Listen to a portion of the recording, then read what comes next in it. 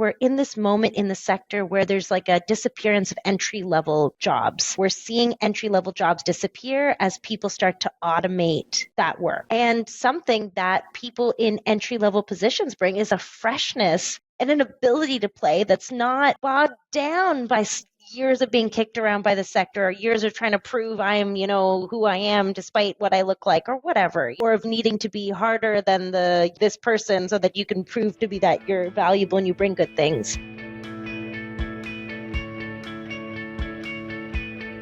Welcome, everyone. I am so excited to be here today with Sarah Ali. Sarah, this feels so long overdue. I'm so thrilled you're here with me on What the Fundraising. Let's start with you just telling everybody a little bit about you, and then we'll get into it. Thank you for having me. I have been following this podcast for a long time. I love what you're doing here, and I'm excited to be a contributor today. A little bit about me. I have been in the nonprofit sector for over 10 years, and throughout that history, I have helped organizations build and scale revenue engines. Whether that is on the annual giving side with a specific function around digital first and kind of adapting our historical methods of giving to a rapidly changing economic and technological environment, to, other more traditional ends of fundraising, whether that's like institutional giving and playing a bit in the funder space, recognizing that oftentimes organizations and diverse communities aren't sitting at the funder table. So they're not able to steward these massive amounts of capital. And so I now run a full service agency based in Toronto, but global team called Sarah Ali Philanthropy. We are a 12-person team, and we work with a number of enterprise, like non-denominational clients. So you're like typical, your World Wildlife Foundations or funds, your, mental health associations, et cetera. And then also medium-sized Muslim organizations looking to get to that next 100 million in revenue and start to see themselves as an enterprise shop. Wow, I didn't realize it was such a big team. I'm so thrilled to hear that. I think the work you're doing is so incredibly important. And one of the things, you and I have connected a lot over the years on a number of different topics, primarily on LinkedIn, but you had posted recently about your hijab and your identity and the role that plays in the space you maybe take up or have questioned taking up at certain moments in your career, it sounds like. And something that really inspired me about the post, or there was this line in the post that really, really stood out to me when you said, we don't need inclusion, we need safety, we need power, we need space to lead without shrinking. And I will link the actual post in the podcast show notes, but I just sat with that a lot and wanted to have a conversation about it, because I think what you're saying is so important on so many different fronts. So can you just talk to us a little bit about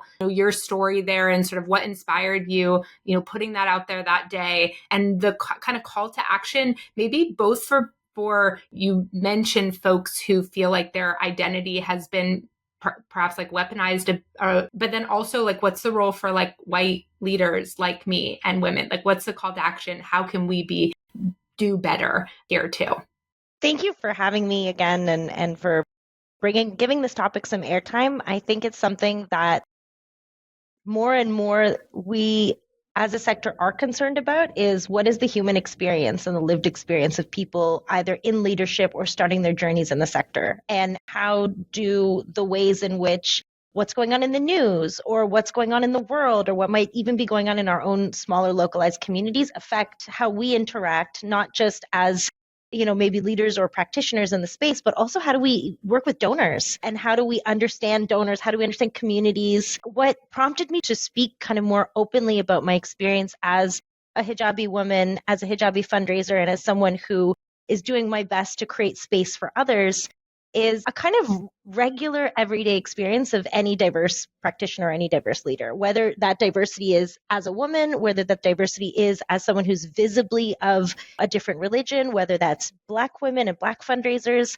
And I think that's like a regular experience of seeing other people treated differently and not necessarily being able to put words to or a name to what that experience is, and maybe feeling like almost like this sense of like imposter syndrome, like maybe I have to divorce myself from my identity to be as seen as good as, so that I can I don't know, land a big gift. I can be seen as useful or valuable to the board. Board C-suite relationships can be.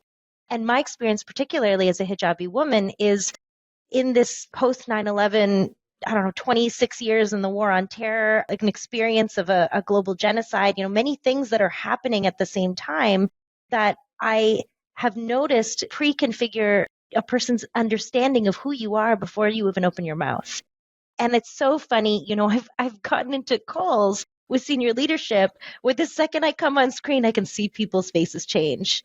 Oh, great. And I look younger than I am, think my mother has good skin. You know what I mean? She's held it down for us. But, oh, here's this like young kid who's coming to tell me what they think I don't know about the world. And or here's visibly Muslim woman who can't possibly understand what a climate change organization does, or can't possibly understand what an other faith organization does.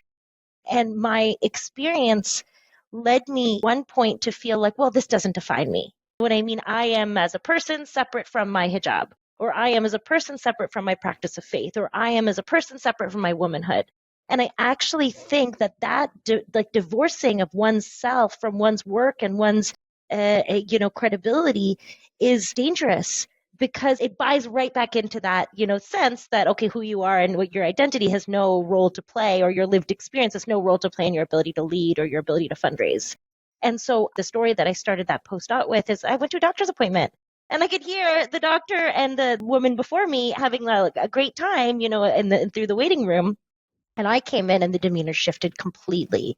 And maybe, I don't know, I was wearing all black that day, and maybe it had some perception, I'm sure we all remember during the first invasion of Afghanistan, the whole narrative around burqa and this and that, and let's save the Muslim women, we must invade in order to save them, and blah, blah, blah. Maybe it was that, maybe it was something else. I don't know what it was, but it made me feel upset. It made me feel like, well, this doesn't define me. I'm different than this. I'm something else. And as I drove away, I came to the realization, I was like, no, this 100% defines me. Being a visibly Muslim woman in a global trend of Islamophobia 100% defines me. Being a Muslim woman where, a year and a half ago, the National Council of Canadian Muslims, it reported a 1,300% increase in Islamophobic attacks in the last quarter of 2023.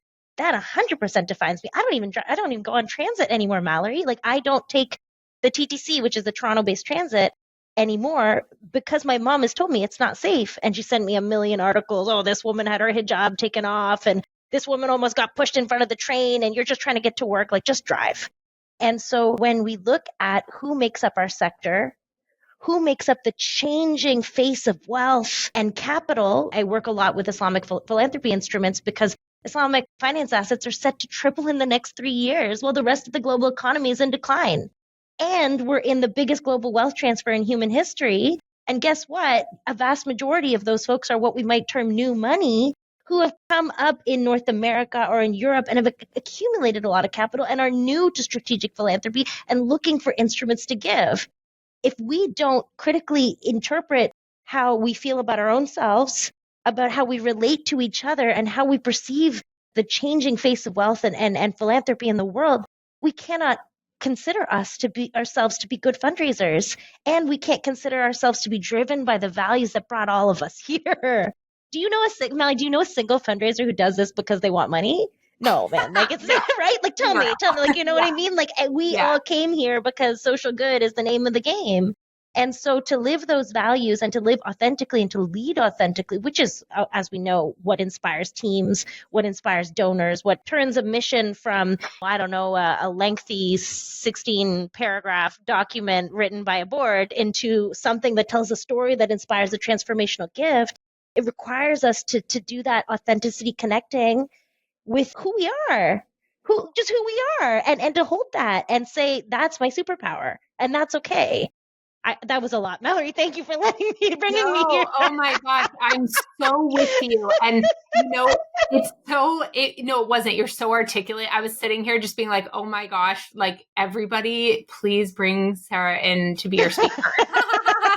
I'm in full, like, taking it in mode. But there's so much about what you're saying that is, I'm 100% with you.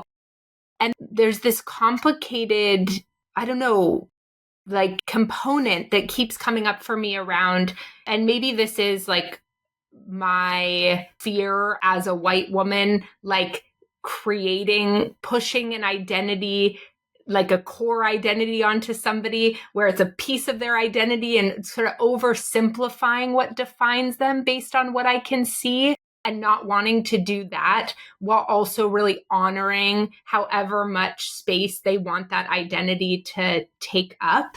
And I think like what you're making me think about is this is just such a fluid conversation, right? Like probably every person who wears a hijab feels differently about this. And I love you sharing your story because it creates space for other people who align there to share their story, or maybe even who don't, to think or to grapple with their own relationship to it, which I think is so important. And I just want to like invite audience members and like listeners to recognize that like sometimes this type of exploration as a team, as an individual, is uncomfortable, and that's okay.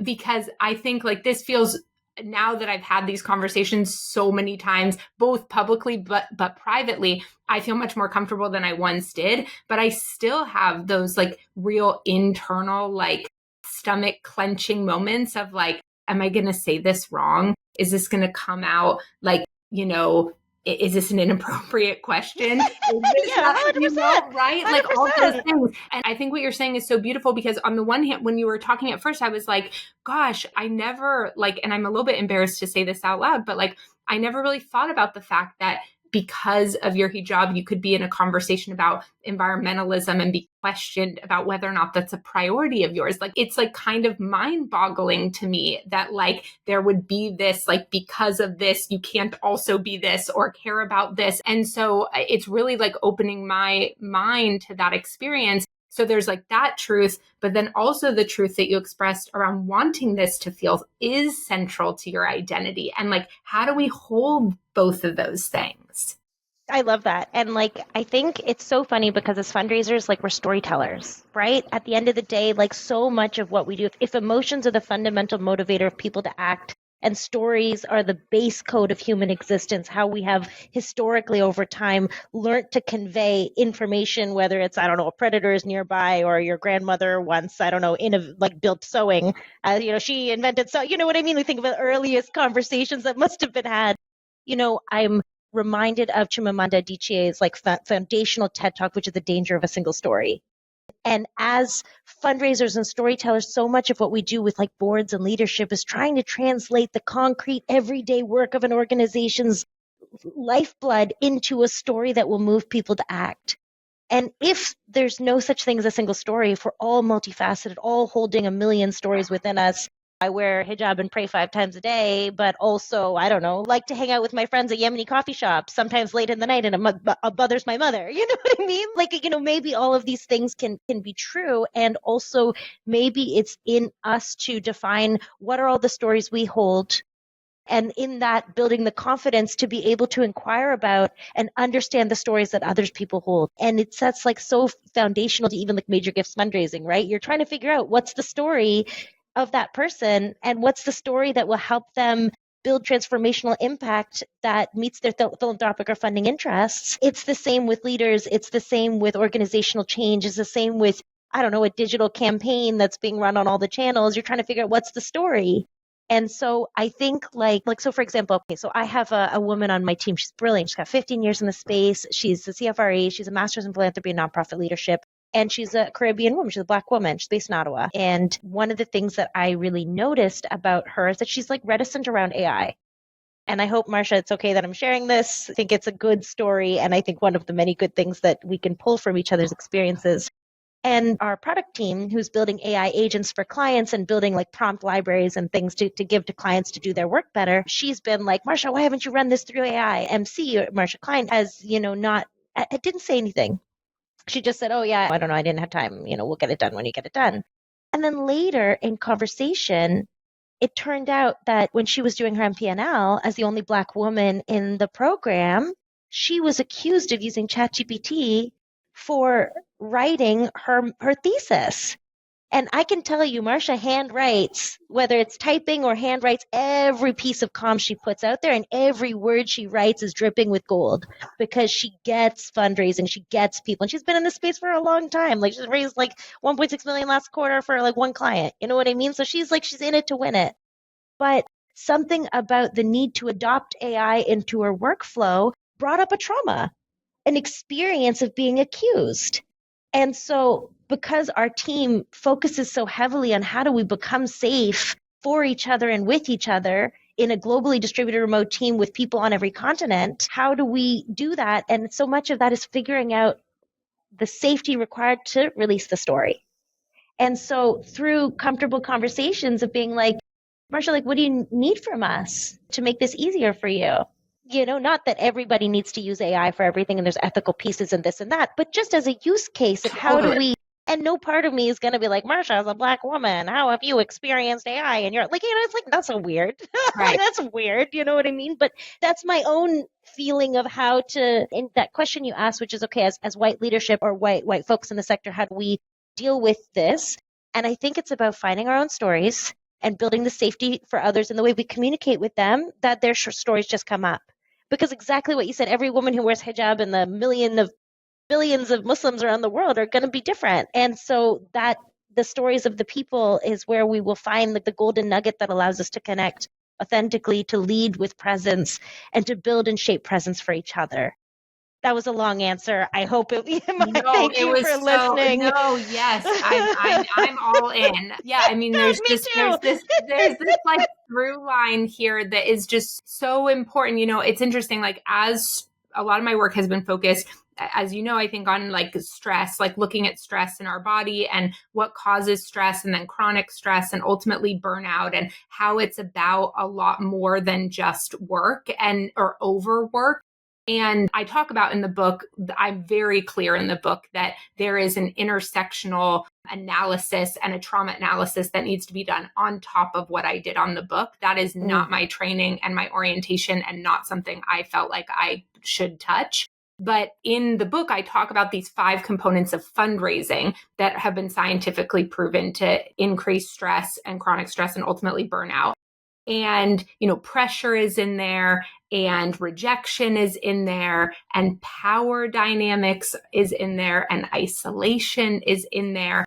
And there's this piece that's coming up for me here around as our stress increases. The other thing I talk about a lot in the book is as our stress increases, we become more binary in our thinking. We become more tunnel vision, good, bad, whatever. And in that way, we oversimplify. Our brain naturally tries to reduce complexity, right? It's like, no longer can I have nuance. And so I feel like in our sector, with as we are watching this like stress and burnout, this crisis rise, we're also watching people's capacity to have these more nuanced I mean, I don't even like saying uncomfortable makes it sound like they're bad, but it's really just like this nuance, like living in the gray, having a conversation about how identity is complex, opening up a curious question to somebody around why they're resistant to something without deciding it's either this or that, but just being openly curious. All of those things require a level of regulation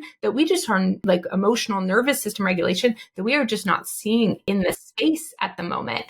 And I know before we clicked record, you were talking a little bit too around like the kind of burnout, the way that burnout or stress impacts people differently based on identity. So how do you think about, like, as you all are supporting fundraising teams and fundraisers, like creating spaces, and it sounds like really on your team too, that are open and curious and safe and supportive? I mean, I think like I like design thinking a lot, and it's something I've had the opportunity to work on with senior leadership teams. I had the opportunity to learn D-School methodology and use it from 2018 to 2019 is when I used it like the most. Like I was doing supporting design sprint to participants through the mobilization lab, which was incubated out of Greenpeace International.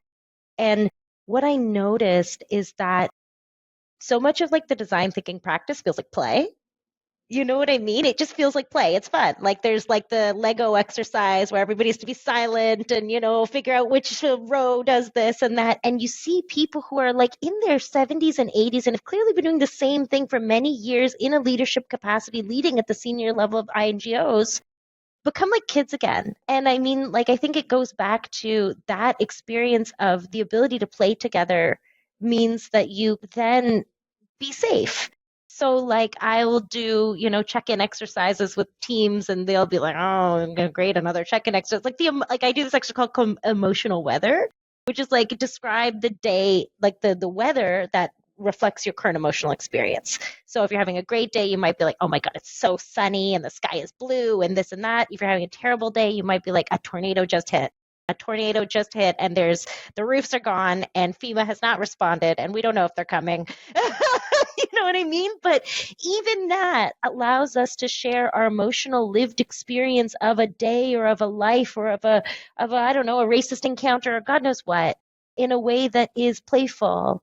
And they say that the opposite of trauma is play. And you read about this, that the trauma is stored in the body. So, I mean, if more space is given to play and less to stressful meetings about not hitting target, my sense is not only will we hit target, we'll also feel better overall and we will not burn out. So we're in this moment in the sector where there's like a disappearance of entry level jobs. We're seeing entry level jobs disappear as people start to automate that work. And something that people in entry level positions bring is a freshness and an ability to play that's not bogged down by years of being kicked around by the sector, or years of trying to prove I'm, who I am despite what I look like or whatever, or of needing to be harder than this person so that you can prove to be that you're valuable and you bring good things. And so I think there has to be concerted effort to continue to train people into the sector, continue to bring young people whether they're young in their career in the sector or young physically into the space because they allow us to play and they bring curiosity and they bring questions that are just so open and straight that we all can become curious again. Yes. I mean, it's so funny hearing you say this because earlier today I was on a podcast and the person at the end asked, what's my other passion outside of work? And I was talking about my kids, a now 6-year-old and an almost 2-year-old.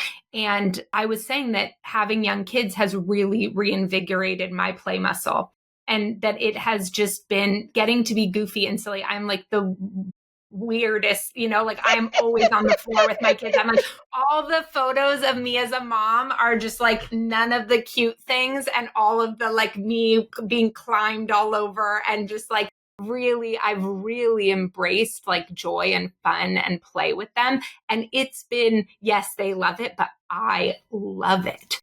And so I just love what you're talking about because I think you're right. Like we think often about we like dig in, we make hard things harder a lot of the time. And we don't, sit, play, softness, like all of these things that maybe feel, they aren't our natural like fight, flight strategy around stress. And so that reminder of like, where can we have a little levity and lightness and play? I think that's just such good advice.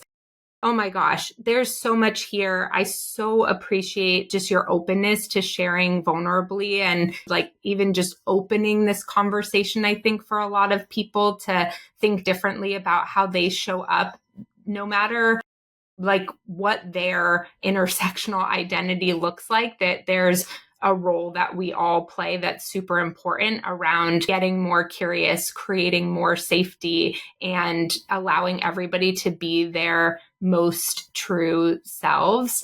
I sometimes when people say things to me, and I feel like I see this and feel this in you, which is why I feel comfortable kind of saying this. Whenever people will say like, oh, like you're amazing or something like that, I'm like, I'm not amazing. Actually, I'm just unleashed. Like yes, what you get to see is like a full expression of a human, and you are this way too. And I believe everybody has that. And it's really just like, how do we remove the blocks and barriers and the systemic inequities and the trauma and all the unsafe things that don't allow for that expression. And I just want that so badly for everybody. Me too. Me too. I came into this space because I was like, there's something special about connecting a donor to the joy of giving. There's something very special here.